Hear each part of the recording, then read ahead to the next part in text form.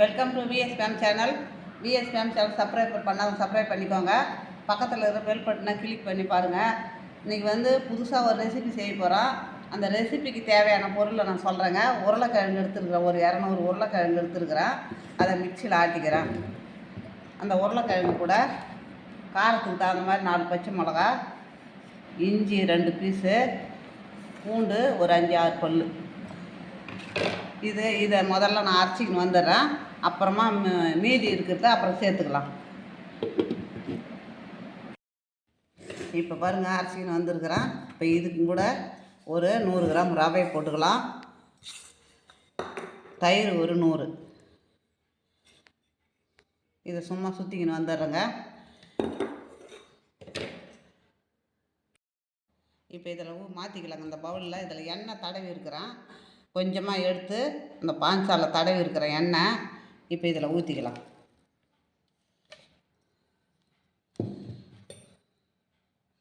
இப்போ அதுக்கு தேவையான உப்பு.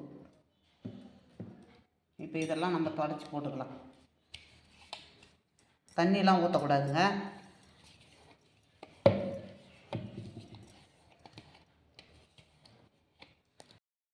நம்ம உப்பு கொஞ்சம் போட்டுக்கலாங்க. இதுக்கு இன்னும் உப்பு போடலை.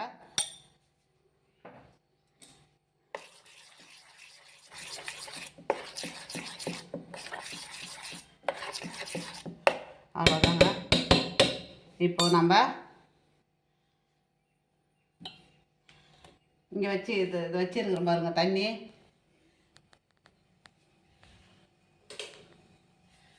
தண்ணி வச்சுருக்கிறேன். அந்த உள்ள ஒரு இது மாதிரி வச்சுருக்கிறேன் பாருங்க, ரவுண்டாக. இப்போ அது மேலே வச்சுக்கலாம். இதை அப்படியே வேகட்டுங்க. ஒரு 5 நிமிஷம் வேகட்டும். வெந்த பிறகு நம்ம எடுத்துக்கலாம். இப்போ இதை திறந்துடலாங்க. இது வெந்து போச்சான்னு பார்க்கலாம்.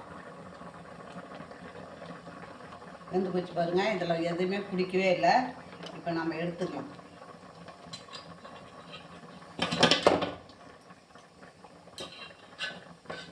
வழுக்குது இது. இப்போ எடுத்துக்கலாம்.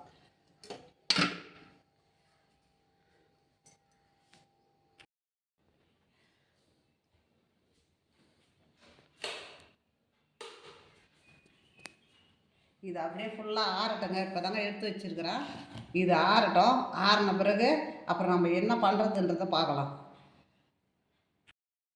இப்போ எடுத்துக்கலாங்க.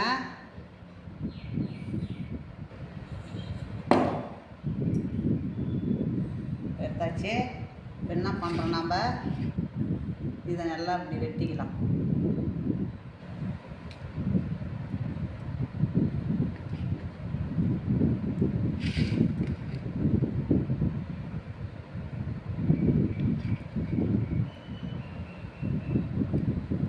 இந்த ஷேப்பில் வெட்டிக்கலாம்.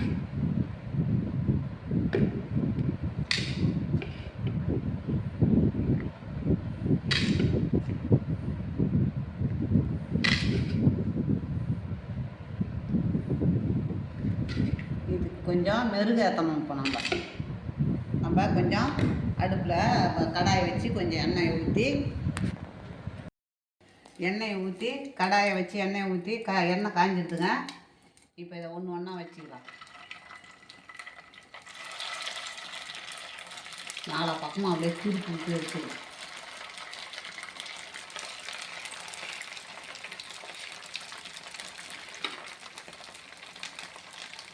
இப்படி தேவரட்டாங்க.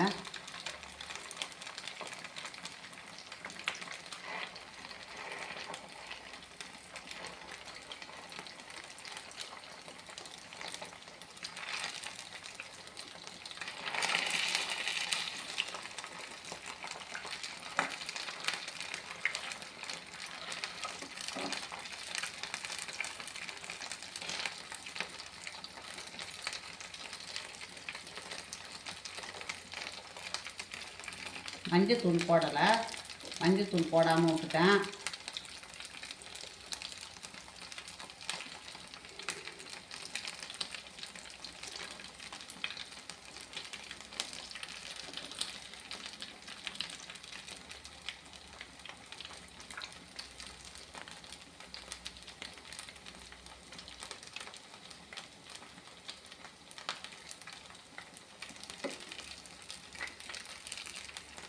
இது வரணுங்க, செவந்து வரணுங்க.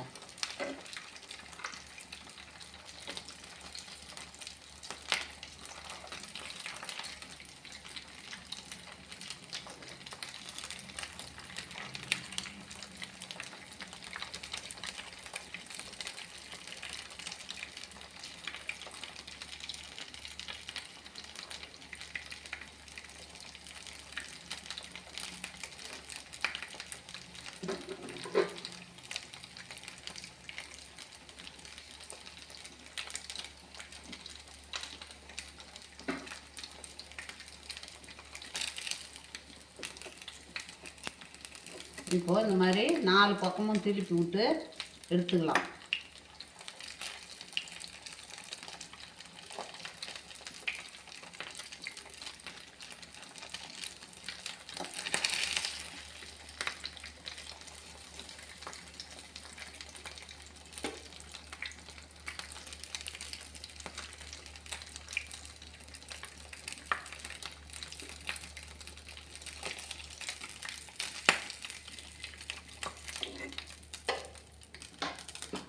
மீதி இருக்கிறத நான் போட்டு எடுத்து வரேங்க. பிள்ளைங்க ஸ்கூல் விட்டுக்கு வர டைமில் நம்ம இந்த மாதிரி ரெசிபி செய்து கொடுத்தோம்னா பசங்க வந்து களைப்பாக வருவாங்கங்க. களைப்பாக வர நேரத்தில் இதை மாதிரி செய்து கொடுத்தாக்கா பசங்க 1-2 சாப்பிட்டு பசங்க களைப்பாக ஆறி அப்புறம் படிக்க ஆரம்பிப்பாங்க. அதனால் இதை மாதிரி ரெசிபி நீங்களும் செய்து பாருங்கள். பிடிச்சிருந்ததுன்னா எனக்கு லைக் பண்ணுங்கள், கமெண்ட் பண்ணுங்கள், சப்ஸ்கிரைப் பண்ணுங்கள்.